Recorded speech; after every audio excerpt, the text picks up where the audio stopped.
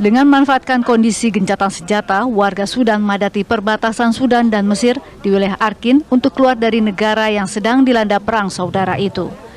Militer Rusia telah meluncurkan serangan rudal berskala besar dengan senjata presisi jarak jauh, berbasis udara dan laut terhadap industri militer Ukraina. Imbas dari serangan itu adalah mengganggu produksi persenjataan dan amunisi.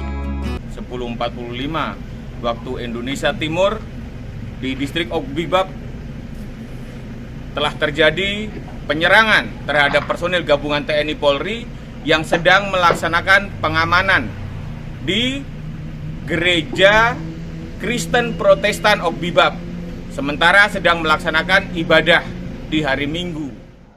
Saudara, pandangan kita terhadap perang sering dipengaruhi kedekatan kita terhadap kubu yang berperang. Karena Sudan mayoritas Muslim, orang Kristen mungkin merasa lebih mudah menjadi mediator karena tidak ada konflik of interest. Tapi di kasus Ukraina-Rusia, banyak yang condong pada Ukraina karena mayoritas penduduknya Kristen. Waktu kelompok kriminal bersenjata Papua adalah orang Kristen, TNI yang mayoritas Muslim dilihat negatif. Nah, saudara-saudara, saya kira kita perlu melihat setiap perang dengan lebih luas, ya, bukan tebak-tebak menentukan kubu nih.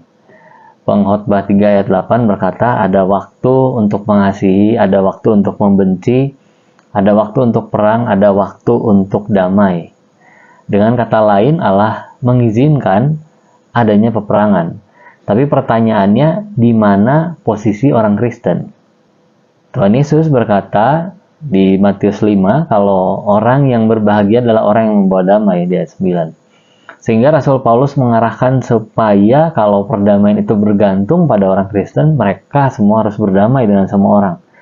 Jadi setiap dalam peperangan fisik, orang Kristen harus mengupayakan supaya terjadi perdamaian. Sebab, kalau dibandingkan dengan Efesus 6, peperangan orang Kristen yang sesungguhnya bukan melawan darah dan daging, tapi melawan roh-roh jahat di udara. Perdamaian yang harus selalu ditolak orang Kristen adalah kompromi dengan dosa dan kedagingan kita. Tetapi memang di lingkungan yang berdamai, kita bisa lebih leluasa bicara seperti ini, atau beriman seperti ini. Tapi tantangan jauh lebih berat sewaktu kita ada di dalam ruang konflik. Di Maluku atau Poso berapa tahun silam misalnya, atau yang sekarang kembali marak, ya, di tengah bangsa Israel dan Palestina. Namun sekali lagi, tugas kita bukan untuk membentuk kubu dan memenangkan perang. Terbukti, saudara, negara agama ratusan tahun silam hanya dipakai Tuhan selama beberapa waktu saja. Karena semakin hari, semakin saru perjuangan yang dilakukan antara kepentingan Allah dan kerakusan manusia. Maka sekali lagi, kita jangan dialihkan dari perang yang sesungguhnya. Karena ya, hidup kita sebentar saja di dunia ini. Mari kita berdoa, saudara. Allah Bapa, kami mohon ampun kalau kami seringkali dikaburkan pandangannya oleh gejala-gejala yang kami lihat, termasuk oleh peperangan yang hadir di depan mata kami, bahkan di tengah-tengah lingkungan kami. Kami mohon ampun, kami mohon Tuhan membawa kedamaian, memakai kami menjadi juru damai, menjadi saluran berkat Tuhan untuk memperdamaikan orang-orang yang berkonflik. Pakailah kami sebagai garam dan terang, sebagaimana Engkau perintahkan kami semua. Terima kasih ya Allah, kami menyerahkan doa ini dalam nama Tuhan Yesus. Amin.